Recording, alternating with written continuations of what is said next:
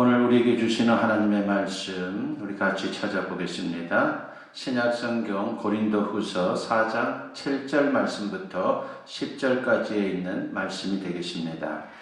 찾으신 줄 알고 제가 봉독해 올립니다. 우리가 이 보배를 질그릇에 가졌으니 이는 심히 큰 능력은 하나님께 있고 우리에게 있지 아니함을 알게 하려 함이라. 우리가 사방으로 우겨쌈을 당하여도 쌓이지 아니하며 답답한 일을 당하여도 낙심하지 아니하며 박해를 받아도 버림받지 아니하며 거꾸로 들임을 당하여도 망하지 아니하고 우리가 항상 예수의 죽음을 몸에 짊어짐은 예수의 생명이 또한 우리 몸에 나타나게 하려 함이라. 아멘. 오늘 이 본문 말씀을 가지고 나는 누구인가 라고 하는 제목으로 여러분과 같이 은혜를 나누고자 합니다. 우리가 예수님을 제대로 만나게 되면요, 사람이 달라지게 됩니다. 사도 바울은 이것을 고린도후서 5장 17절에서 이렇게 말씀을 합니다. 그런즉 누구든지 그리스도 안에 있으면 새로운 피조물이라. 이전 것은 지나갔으니 보라 새 것이 되었도다 라고 했습니다. 예수님을 믿고 나면 새 사람이 된다는 것이죠. 그런데 사람이 변하면 먼저 찾아오는 것이 정체성의 혼란입니다. 나는 누구인가라고 하는 문제로 혼란을 겪게 됩니다. 변화하고 난 뒤에 자신이 누구인지를 정확히 알지 못하기 때문입니다. 변화하고 난 뒤에 자신이 어떻게 살아야 하는지를 분명히 깨닫지 못하기 때문에 혼란한 그러한 상황이 되고 마는 것입니다. 우리는 예수님을 믿고 난 뒤에 새 사람이 되었습니다. 이제 우리는 내가 누구인가를 분명히 알아야 합니다. 그리고 어떻게 살아야 하는가를 분명히 깨달아야 합니다. 시편 143편 12절에서 다윗은 자신을 주의 종이라고 그렇게 고백을 합니다. 하나님의 인자함으로 자신의 원수를 끊어달라고 그렇게 부탁을 하게 되는데 부탁하는 이유가 자기가 주의 종이기 때문이다라고 그렇게 말하고 있습니다. 우리가 속상한 일을 만날 때에 하나님의 도우심을 구할 수 있는 이유는 하나님과의 관계 때문에 그것이 가능한 것이죠. 그분과 내가 아무런 상관이 없다면 어떻게 주님께 도움을 구할 수 있겠습니까? 어떤 사람은 평상시에는 신앙이 좋은 것 같은데 속상한 일을 만나게 되면 신앙을 내동댕이 치고 주님 곁을 떠나는 그런 분들이 있습니다. 그 이유는 자기가 누구인지를 모르기 때문입니다. 반면에 다윗은 아무리 속상한 일이 있어도 하나님을 떠나거나 하나님께 원망하지 않았습니다. 다윗이 그렇게 할 수 있었던 이유는 자기가 누구인지 자기 정체성이 분명했기 때문입니다. 많은 그리스도인들이 자기 정체성이 약합니다. 내가 하나님 앞에서 어떤 사람인가, 나는 누구인가에 대한 확신이 너무도 약하다라고 하는 것이죠. 이게 약하면요, 구원을 받았다 할지라도 우리의 신앙이 흔들리게 되는 것입니다. 독일의 영세 철학자 쇼펜하우가 나는 누구인가라고 하는 그 질문을 가지고 고민을 하면서 이제 길을 걸어가고 있었습니다. 그런데 길을 가는 도중에 옆에 사람이 있는 줄도 모르고 걷다가 그만 그 사람과 부딪히고 말았습니다. 그 사람은 쇼펜하우에게 당신은 도대체 누구인데 길도 보지 않고 다니는 거요? 라고 하면서 화를 냈습니다. 쇼펜하우는 잠시 명상에 잠긴 채 이렇게 대답을 합니다. 나도 내가 누구인지 알았으면 참 좋겠어 라고 말입니다. 많은 사람들이 좌절하고 방황하며 사는 것은 이처럼 내가 누구인지 모르기 때문입니다. 아무리 많은 부와 명예가 있어도 내가 누구인지 모르면요, 고독과 절망에 빠질 수밖에 없습니다. 예수님을 믿는 하나님의 백성은 내가 누구인지 확실히 답할 수 있어야 합니다. 그것이 확실하면요, 결코 흔들리지 않는다라고 하는 것입니다. 그러면 예수님을 그리스도로 믿는 나는 누구입니까? 오늘 본문은 우리에게 이 점을 분명히 알려주고 있습니다. 내가 누구인지 그리고 어떻게 살아야 하는지를 분명히 밝혀주고 있습니다. 본문 7절 말씀을 보면은 우리가 이 보배를 질그릇에 가졌으니 이는 심히 큰 능력은 하나님께 있고 우리에게 있지 아니함을 알게 하려 함이라 하고 있습니다. 우리 그리스도인은 보배를 가진 질그릇이라고 했습니다. 이 말씀을 이해하려면 우선 질그릇이 무엇인지 알 필요가 있습니다. 질그릇은 진흙을 구워 만든 그릇이죠. 우리가 흔히 보는 뚝배기나 옹기 그리고 항아리 같은 것이 바로 질그릇입니다. 질그릇의 특징은 우선 값이 싸다는 특징을 갖습니다. 재료가 흔하기 때문에 무엇보다도 그 흔한 진흙으로 만들었기 때문에 비쌀 이유가 전혀 없는 것입니다. 그래서 예로부터 주로 서민들이 손쉽게 사용을 했습니다. 그런데 우리도 하나님께서 흙으로 빚었습니다. 재료가 아주 쌉니다. 그래서 따지고 보면 우리는 질그릇처럼 정말 싼 존재일 수밖에 없다라고 하는 것입니다. 미국의 일리노이 대학의 해부학 교수인 할리 맨센이라고 하는 분이 있는데 그분이 인간의 육체를 분석하여 다음과 같은 결과를 얻었습니다. 보통 사람의 인체는 2.25kg의 칼슘, 그리고 500g의 인산염, 그리고 252g의 칼륨, 그리고 168g의 나트륨, 그리고 28g의 마그네슘, 그리고 28g의 철, 그리고 동으로 이루어졌다라고 그렇게 결론을 내렸습니다. 또 우리 체중의 65%가 산소, 18%가 수소, 10%가 탄소, 그리고 3%가 질소로 되어 있다라고 그렇게 밝혔습니다. 이 물질을 현식가로 계산하면요, 여러분 얼마일 것 같습니까? 당시에 그 시세를 매겨봤더니만은 89센트 정도밖에 되지를 않았습니다. 우리 돈으로 환산하면요, 1,000원 정도밖에 되지 않는 그런 값어치라고 하는 것입니다. 그렇습니다. 우리가 만물의 영장이라고 큰 소리 치지만 사실 따지고 보면 정말 싸구려라고 하는 것입니다. 질그릇의 또 다른 특징은 약하다는 겁니다. 손에 들고 있다가 떨어뜨리면요, 백발백중 깨집니다. 로널드 레이건 대통령을 여러분 잘 아실 것입니다. 그분은 역사상 가장 성공적인 임기를 마친 미국 대통령으로 평가받는 분입니다. 무엇보다 민주화 공산 진영으로 양분되었던 냉전을 종식시킨 장본인으로서 참으로 역사에 큰 획을 그은 미국 대통령으로 지금도 기억이 되고 있습니다. 한마디로 그는 위대한 삶을 살았던 것입니다. 그러나 그는 대통령직에서 물러난 뒤에 얼마 안 되어 알츠하이머병에 걸리고 말았습니다. 그러면서 자신이 대통령이었다는 사실조차 기억하지 못하는 그러한 신세가 되었습니다. 끝내 자신이 이룩한 위대한 업적을 기억조차 못한 채 10년 동안 투병 생활을 하다가 쓸쓸하게 그렇게 세상을 떠났습니다. 그런데 더 안타까운 것은 대통령이 되기까지 자녀들을 돌보지 못함으로 말미암아 자녀들과 척을 지게 되었는데 질병 때문에 끝내 자녀들과 화해하지도 못하고 그렇게 세상을 떠난 것입니다. 위대한 업적을 남겼어도 질병으로 한순간에 인생의 금이 갈 수 있다라고 하는 것입니다.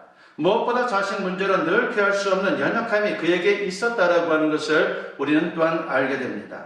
그렇습니다. 이게 바로 인생이라고 하는 것이죠. 우리는 질그릇처럼 연약하여 조그만 충격에도 일그러질 수밖에 없고 깨질 수밖에 없다라고 하는 것입니다. 질병 때문에 육체가 깨집니다. 스트레스나 마음의 상처 때문에 마음이 깨집니다. 우리가 대단한 것처럼 큰 소리 치지만 연약함을 숨길 수 없습니다. 그런데 오늘 본문을 보면 인간이 이렇게 값싸고 연약한 질그릇 같은 존재이지만 우리 그리스도인은 그냥 질그릇이 아니라고 말씀을 합니다. 그 안에 보배를 가졌다는 것이죠. 그러니까 믿는 사람과 믿지 않는 사람의 결정적인 차이가 바로 여기에 있는 것입니다. 같은 질그릇이라도 그 안에 보배를 가졌느냐 그렇지 않느냐의 차이가 있다는 것입니다. 그러면 보배라는 것은 무엇입니까? 본문 6절 말씀을 보면 이런 말씀이 나옵니다.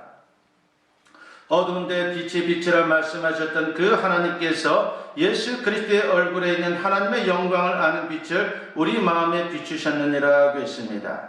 여러분, 한마디로 보배라고 하는 것은 예수님이다라고 하는 것입니다. 왜 예수님이 보배입니까?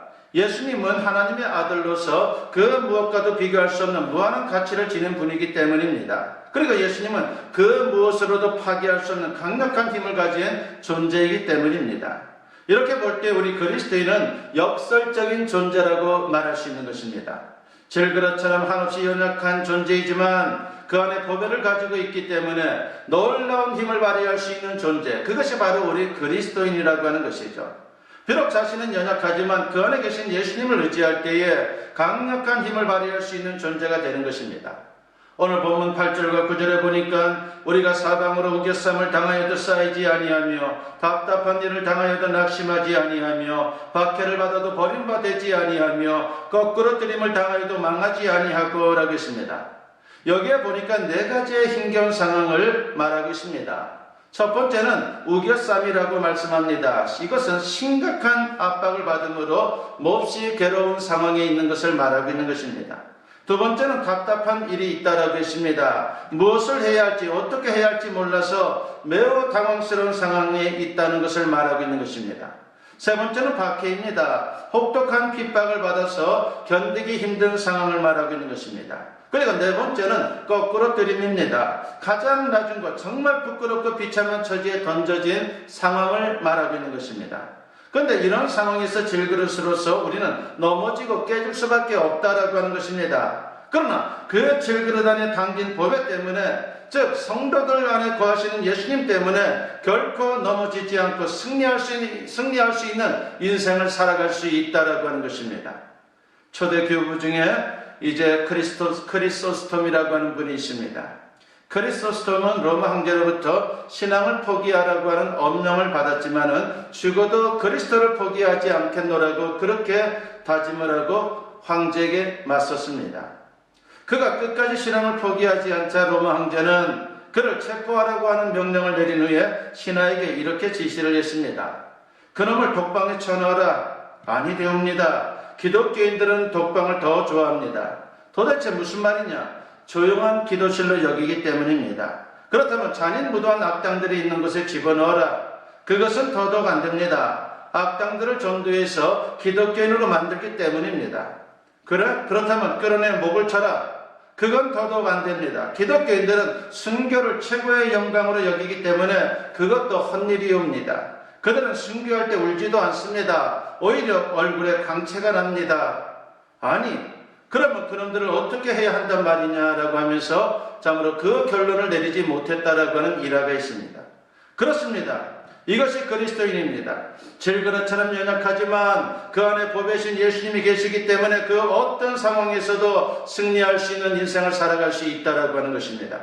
그런데 문제는 우리 그리스도인들이 보배를 가진 존재임에도 불구하고 보배를 담은 그리스도인답게 살지 못하는 사람들이 의외로 많다는 것입니다. 조금만 어려운 상황을 만나도 흔들리고 넘어지고 깨집니다. 그렇다면 어떻게 하면 보배를 가진 그리스도인으로 살 수 있단 말입니까? 첫째는 내 안에 있는 보배를 발견해야 합니다. 분명히 보배가 있다라고 하는 것을 우리가 발견하고 또한 믿어야 한다라고 하는 것입니다. 요한복음 11장을 보면요, 예수님께서 죽은 나사로를 살리는 이야기가 나오죠. 나사로가 병들자 누이들이 급히 사람을 보냅니다. 예수님이 오셔서 자신의 동생을 낫게 해달라고 그렇게 도움을 요청하기 위해서 예수님을 보낸 것입니다. 그런데 예수님은 그 소식을 듣고도 바로 움직인 것이 아니라 이틀을 더 기다렸다가 나사로의 집으로 갔습니다. 그래서 결국 병들었던 나사로가 죽었고 나사로가 장사되어 무덤에 있은 지 사흘 뒤에야 도착을 하게 됩니다. 왜 전달을 받고도 바로 가지 않은 것입니까? 나사로가 죽을 때까지 기다리신 것입니다. 그러면 왜 기다리신 것입니까? 사람의 힘으로 더 이상 아무것도 할 수 없다라고 하는 것을 인정하도록 참으로 주님께서 그렇게 섭리를 했다라고 하는 것이죠. 그래서 나사로를 다시 살리신 것은 오직 주님의 능력으로만 가능할 수 있다는 것을 보여주기 위해서 바로 예수님께서는 나사로의 그 위급한 상황을 알고도 지체하게 되었다라고 하는 것입니다. 성경을 보면 인간의 무능이 드러나고 인간이 두 손 두 발 다 든 뒤에 하나님께서 역사하는 그러한 장면들이 얼마나 많이 나오는지 모릅니다. 즉 인간이 질그릇이다라고 하는 것을 깨닫고 철저히 하나님만 바라볼 때에 주님은 거기서 역사를 한다라고 하는 것입니다.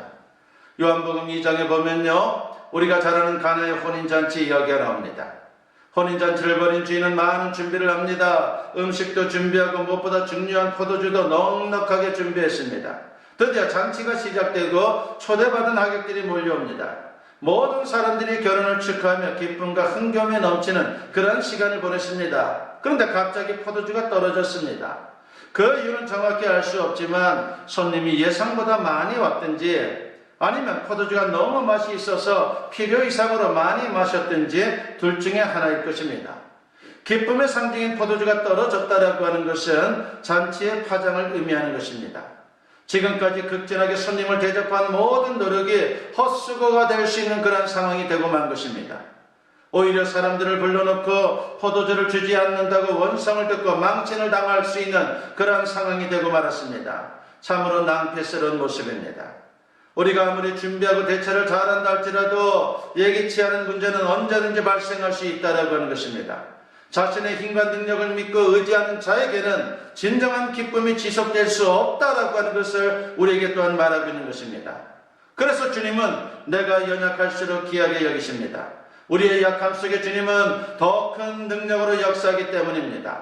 약한 나를 통해 강한 자를 부끄럽게 하십니다. 이것이 바로 하나님이 일하시는 방법입니다. 아직도 내 힘으로 내 능력으로 무엇인가를 할 수 있다라고 믿는다면 이 시간 주님 앞에 그 모든 것들을 내려놓을 수 있기를 바랍니다. 그리고 전능하신 주님 앞에 나의 연약함과 모자람을 인정하시고 온전하게 주님께 모든 것을 맡길 수 있기를 바랍니다. 내 자신의 능력이 끝나는 그 순간이 바로 주님의 능력이 임하는 때라고 하는 것을 우리가 알아야 합니다. 주님은 약한 나를 강하게 하십니다. 가난한 나를 얼마든지 부유하게 하십니다. 세상 욕심의 백태가 끼어 보지 못한 우리의 영혼을 열어서 주님의 영광을 보게 하십니다. 주님이 함께 하시면 위기의 순간이 기회가 되는 것입니다.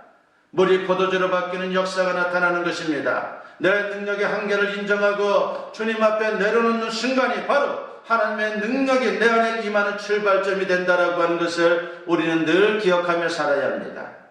우리의 약함을 인정하고 주님 앞에 나의 모든 주권을 양도하는 순간 우리의 약함은 하나님의 은혜가 임하는 축복의 통로가 될 것입니다. 모세는 인생의 절정기에 하나님의 부르심을 받지 못했습니다. 능력을 최고로 발휘할 수 있었던 청장년기에 하나님은 그를 부르지 않았습니다. 모든 기력이 쇠하고 모든 끈과 야망도 다 내려놓은 뒤에 나이 80이 되어서야 하나님은 그때 비로소 모세를 부르십니다. 아브라함도 인생의 절정기에 하나님의 약속의 응답을 받지 못했습니다. 그러다가 인간의 힘으로 아들을 낳을 수 없는 나이 100세가 되어서야 약속의 아들을 얻게 됩니다. 이유가 무엇입니까? 자신이 질그릇임을 깨닫도록 하기 위해서입니다. 그리고 내 안에 보배신 주님이 계신다는 것을 깨닫게 하기 위해서입니다. 오직 그 보배만을 바라보게 하기 위해서입니다. 그렇습니다. 우리는 먼저 내가 질그릇이다라고 하는 것을 깨달아야 합니다. 그리고 내 안에 보배가 있다라고 하는 것을 깨달아야 합니다. 이 깨달음과 이 믿음을 통해서 진정 주님의 능력으로 승리할 수 있는 우리 모두가 되었으면 합니다. 두 번째로 우리가 할 것이 무엇입니까? 질그릇인 우리가 할 것, 능력 있는 인생을 살 수 있는 비결이 뭡니까? 보배만 의지해야 한다라고 하는 것입니다. 사도 바울은 고린도후서 12장 9절 이하에서 이런 말씀을 하죠. 나에게 이르시기를 내 은혜가 네게 족하도다. 이는 내 능력이 약한 데서 온전하여 짐이라 하신지라. 그러므로 도리어 크게 기뻐함으로 나의 여러 약한 것들에 대하여 자랑하리니 이는 그리스도의 능력이 내게 머물게 하려 함이라. 그러므로 내가 그리스도를 위하여 약한 것들과 능력과 궁핍과 박해와 공고를 기뻐하노니 이는 내가 약한 그때의 강함이라 것입니다. 이 말씀은 사도 바울의 간증입니다. 우리가 잘 알고 있듯이 사도 바울에게는 육체의 가시가 있었습니다. 그 가시 때문에 얼마나 큰 고통을 겪었는지 모릅니다. 바울은 이 육체의 가시를 없애달라고 하나님께 간절하게 기도했습니다. 그러나 주님은 육체의 가시를 제거해 주기는커녕 계속해서 그 육체의 가시를 지니고 살도록 하셨습니다. 그러면 주님께서 왜 그렇게 하신 겁니까? 한마디로 주님만 의지하도록 하기 위해서입니다. 바울이 자기 힘이 아니라 오직 주님을 의지하여 주님으로부터 임하는 능력으로 주어진 사명을 감당할 수 있도록 하기 위해서 주님은 그에게 가시를 남겨두었다라고 하는 것입니다. 그렇습니다. 우리는 질그릇 같은 연약한 인생입니다. 저마다 육체의 가시가 있습니다. 그래서 주저앉고 무너질 수밖에 없는 존재가 우리라고 하는 것입니다. 그러나 우리 안에 보배신 예수님이 계십니다. 그 예수님을 의지하면 우리는 얼마든지 일어설 수 있습니다. 여러분, 내가 누구인지를 잘 알고 그리고 그 사실을 또한 우리가 분명히 인식하고 살아야 하는 것은 대단히 중요하다라고 하는 것을 잊어서는 안 됩니다. 바로 우리는 보배를 가진 질그릇입니다. 그러므로 나의 연약함을 인정할 뿐만이 아니라 보배이신 주님을 더욱 의지하여 승리의 인생을 살아갈 수 있는 저와 여러분 모두 될 수 있기를 주님의 이름으로 간절히 축원합니다. 기도드립니다. 사랑과 은혜가 충만하신 아버지 하나님 감사합니다. 나라고 하는 자의 정체성이 무엇인지를 오늘 말씀을 통해서 분명히 깨닫게 하여 주시옵소서. 아버지 하나님, 우리는 질그릇 같은 존재라고 했습니다. 그러나 질그릇 같은 존재랄지라도 우리의 심령 속에 보배이신 주님이 계신다라고 했습니다. 그러한 사실을 분명히 기억하며 분명히 믿으며 하나님 의지하고 살아갈 수 있는 우리 모두가 되게 하시고, 그래서 넉넉히 세상을 이기며 사명을 감당해 나갈 수 있는 하나님의 백성들 다 되게 하여 주시옵소서. 감사드리옵고 예수님의 이름으로 기도드리옵나이다. 아멘. 축복 기도드립니다. 이제는 우리 주 예수 그리스도의 은혜와 아버지 하나님의 무궁하신 사랑하심과 성령의 감화감동 역사 충만하심이 오늘 주님께 예배로 영광 돌리며 이제 선포된 말씀과 같이 질그릇 같은 나 자신이지만 그 질그릇 속에 보배신 주님이 계신다라고 하는 것을 분명히 믿으며 오로지 주님만 의지하고 세상을 살아가기를 다짐하며 주님 주신 사명 감당하기를 소원하고 세상을 향하는 주님의 사랑하는 자녀들 위해 지금으로부터 영원토록 함께 하시기를 간절히 축원하옵나이다. 아멘.